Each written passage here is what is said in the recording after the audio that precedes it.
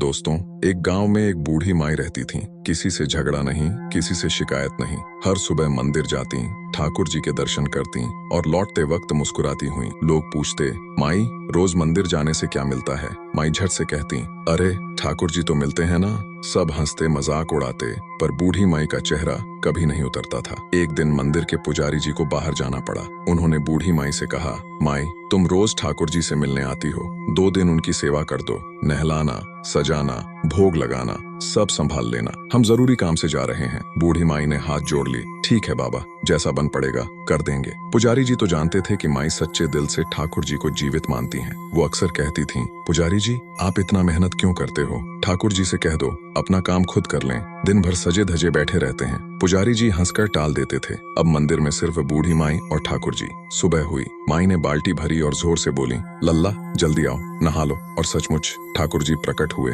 खुद बाल्टी से जल डाला, खुद नहाए। माई बोली, अब कपड़े पहन लो, चंदन लगा लो, तैयार हो जाओ। ठाकुर जी ने सब खुद कर लिया। फिर माई ने रसोई बनाई, थाली सजाई और बोली, अब खुद भोजन कर लो, मैं बूढ़ी हूँ, हाथ दुखते हैं। ठाकुर जी ने मुस्कुराते हुए भोग ग्रहण किया। शाम को माई बोली, अब सो जाओ लल्ला। ठाकुर जी शयन कर गए। माई भी पास की कोठरी में आराम करने चली गईं। 2 दिन ऐसे ही बीते। पुजारी जी लौटे तो पूछा, माई ठाकुर जी की सेवा ठीक रही ना? बूढ़ी माई बोली, हाँ बाबा, हमने तो बस रोटी बनाई, बाकी सारे काम तो ठाकुर जी ने खुद कर लिए। हम बूढ़े हैं, इतना कहाँ दौड़ धूप करते। पुजारी जी को हंसी आ गई। माई 1 दिन और कर दो, हम भी थक गए हैं, 1 दिन आराम कर लें। माई मान गई।